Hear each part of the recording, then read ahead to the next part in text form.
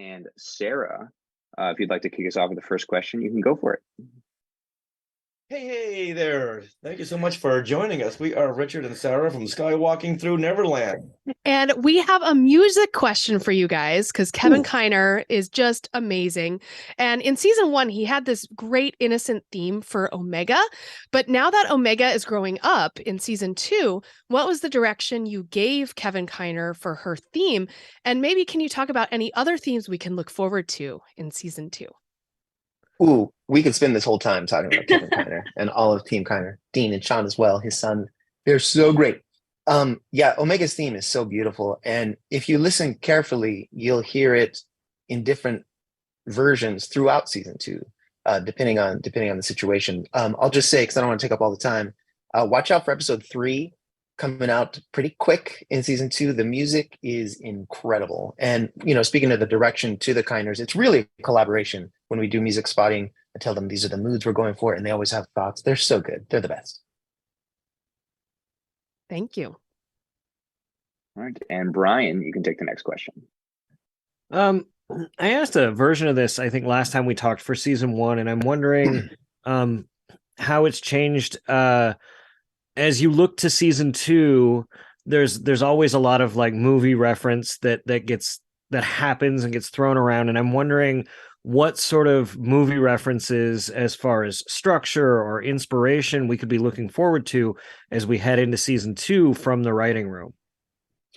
I mean, we're constantly talking about inspiration from, Indiana Jones to Goonies to, again, I don't want to spoil where we're going, but there's also like a monster type movie vibe. It's sort of when you get all of us in a room together, we're all such different individuals, and we draw inspiration from various films and television that it's a great, exploration into what creative content we all enjoy and how we can put that into each of our episodes and really make them pop in a Star Wars vibe. And Caitlin, you can take the next question. It'll actually be me, Charlotte. But hi, I'm Charlotte from Skytalkers. In season 1, some of the themes of the season we loved were personal choice and perseverance. What themes were you interested in exploring in season 2? Well, I'd say the word that I use for season 2 is crossroads, and that is what several of our characters come to in season 2, and we explore sort of the changing dynamic between the Batch and the Empire, but also the internal dynamic within the Bad Batch and how that evolves as more pressure is put on them and as the Empire is continuing to rise to power. And James, you can take the next question. Hi, Brad and Jennifer. Thank you very much for taking the time to talk to us. Where have the Bad Batch grown? How do you see all of the characters have grown between season 1 and how we see them in season 2? They've definitely grown and they've become different. They've been through a lot. Visually, we wanted to show that some time has passed. Omega's a little older, her hair's a little longer. The Batch themselves, armor is all dented up and beat up. The padding under their armor has had to be replaced probably several times as they've been through countless things. We wanted to show them more threadbare, not living the greatest life, living gig to gig. Was part of what Jen was saying about this crossroads. Like, what are they going to do next is something that we get into. And of course, somewhere they scrounged up enough money to buy Omega a new outfit so she wouldn't be wearing pajamas for her whole life. And she has a little hat with some metal armor on it. We just wanted to show that this team has become even more of a family, even more close knit is a big deal. Thank you. And Tricia, you can take the next question. Obviously, some of the clones still have their chips, and they're functionally younger than Omega when Order 66 happened. Does having more information and wisdom change how the chips are going to affect the clones?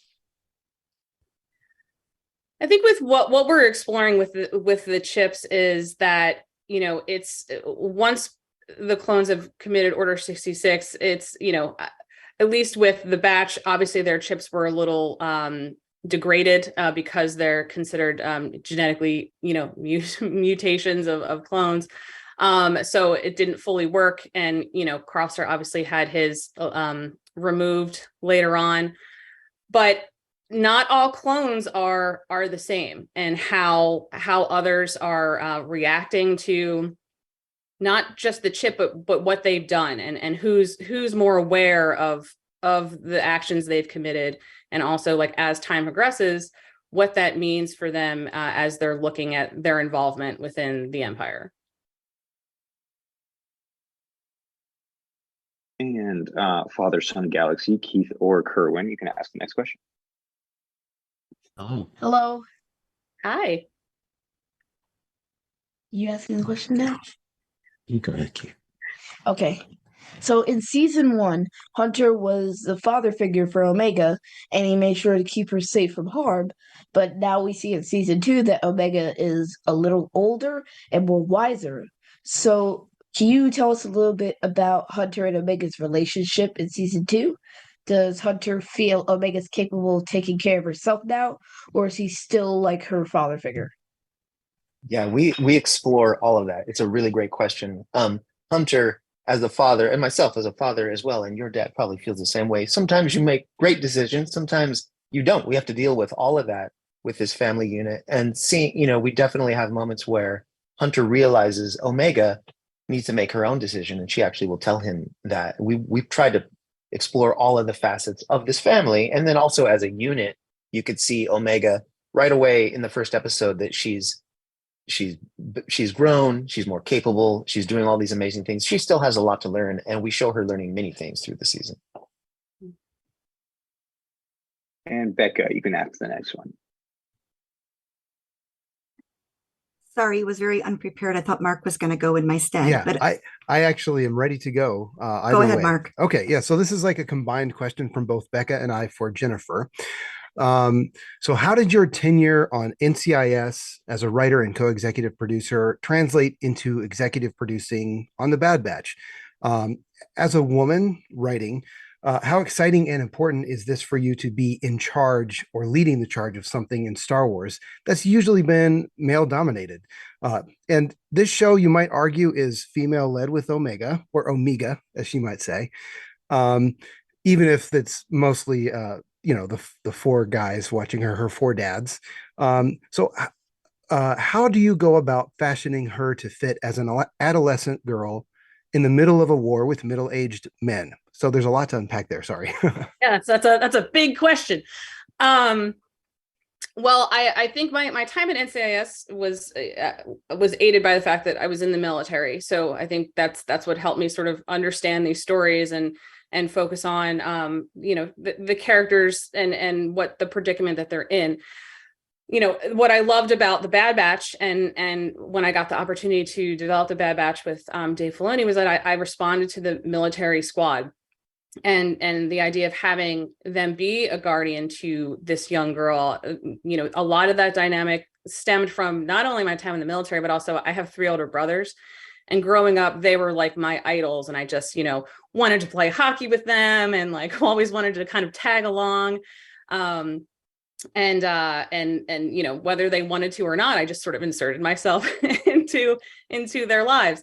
But being a female head writer, for Star Wars is, I'm honored to do this, but I'll say it's very much a collaborative effort, and I couldn't have done it without Brad.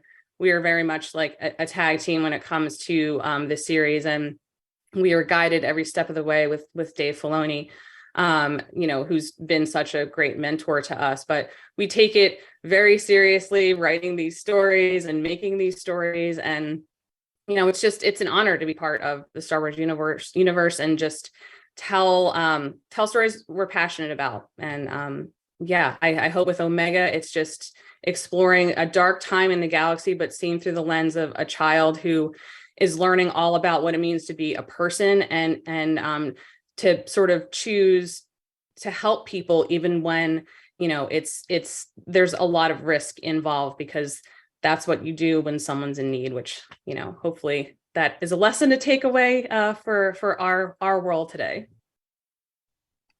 Thank you very much.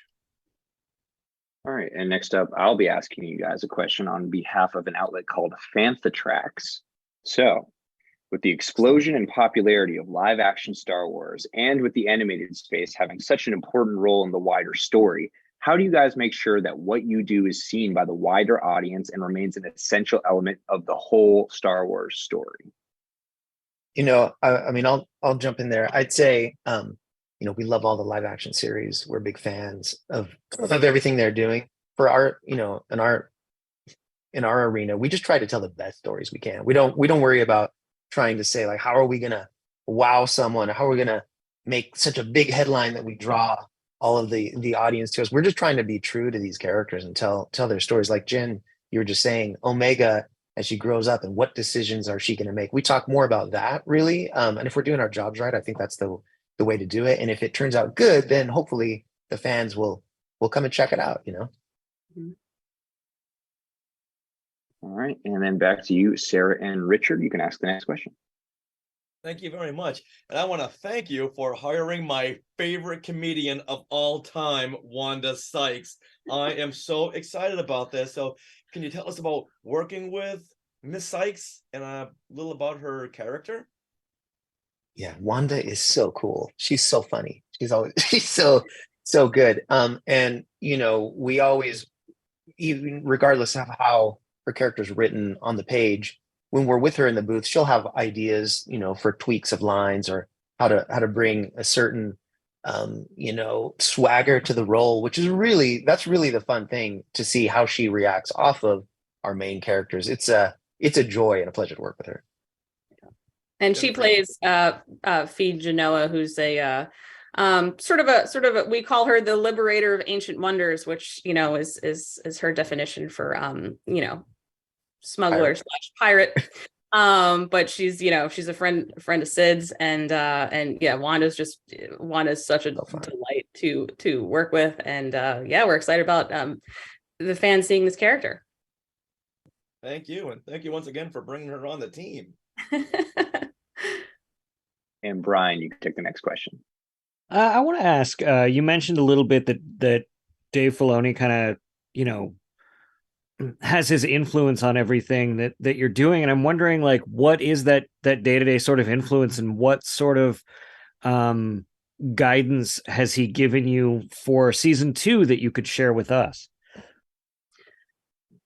I mean, usually Dave hears the stories that are percolating in our brains as we're getting ready to go into story conferences. We'll talk to him about, the next group of episodes, but also, we had discussions on season 2 and where we'd like to go, and certain tentpole episodes that were of, key interest to us. And, he provides guidance and input throughout the whole process, in terms of, like, before these episodes even get broken, to the draft phase, to even later on when it's animated. So, he's there to, make sure that making sure it's the best version, and asking us the important questions, and making sure that we're, hitting everything and bringing everything to the level that it should be.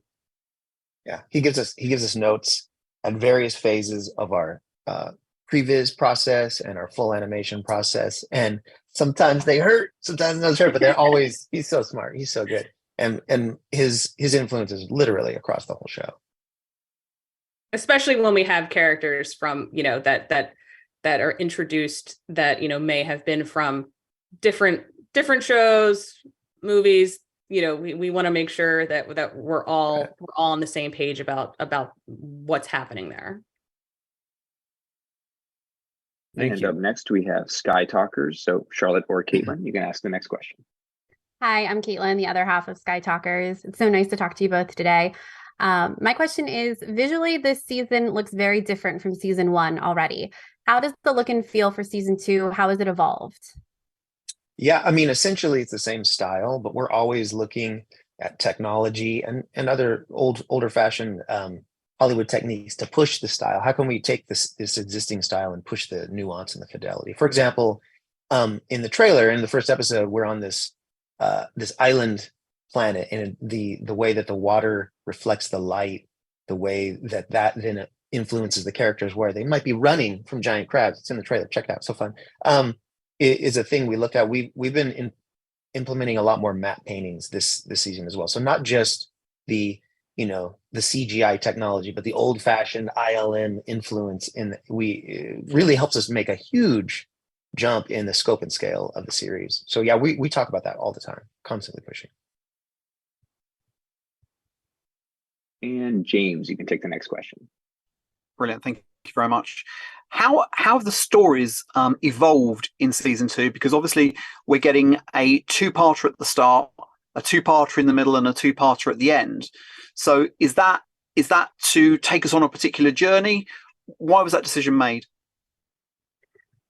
Yeah. I mean, it's very intentional as to why we're grouping these episodes together. And, it was important to us in season 2 to continue to tell fantastical adventure stories, but also thread in the element of the growing threat of the Empire, but also other groups that have sort of, I guess, taken hints from the Empire and are also doing oppressive things and having the batch interact with various, parties throughout the galaxy. But we wanted, those are sort of the 2-parters are very, I guess, tent-pole-ish type episodes of where we're leading. So yes, it was very intentional. And Trisha, you can take the next question. Can you talk about bringing Gunji into the season? Ooh, yeah, very, very fun. And he's quite a character. Seeing Gunji with Omega in particular brings lots of joy to my life. Hopefully to all of you as well when you see it. We love Gunji. Yeah, we I'm trying to remember specifically how the evolution of that happened, but I think the way we pitched it was that we wanted through season 2, it's other people that they've come into contact with right, that need assistance and need help, and the idea of a Jedi youngling having survived but having no support system, and the opportunity to pair him with Omega, like Brad was saying, was just, she rarely gets to hang out with kids, which is why we loved the Hera episodes last year. But Gunji's a very different individual, and I'm pretty sure that was a Dave Filoni suggestion of 100%. who that youngling or that Padawan could be, and we were thrilled to bring him back because we're all massive fans. And for the final question, Kerwin or Keith, bring us home, fellas. Thank you. So it seems that the batch is still working for Sid, and they're taking on missions just to earn a living. But Echo's been saying for a very long time that they should be doing more. But they need to get involved in the fight. Yes. So I'm wondering if these two thoughts that they're having on the same team, will this cause a conflict with the team? A great divide. Yeah, we specifically get into that in a few episodes and see how that difference of opinion grows and what that leads to, and how that affects the team and the family is a really interesting thing. It's a great question. It's something we were talking about. We wanted to make sure that Echo had a little bit more time in the spotlight this season for sure, because we love Echo so much, and what he does this season is pretty great. And the conflict, between them and the difference of opinions and what they should be doing does affect sort of, how they view their working relationship with Sid, and is this really the best choice for them, as other things are really taking place. So everything's very connected for that in season 2. Thank you so much.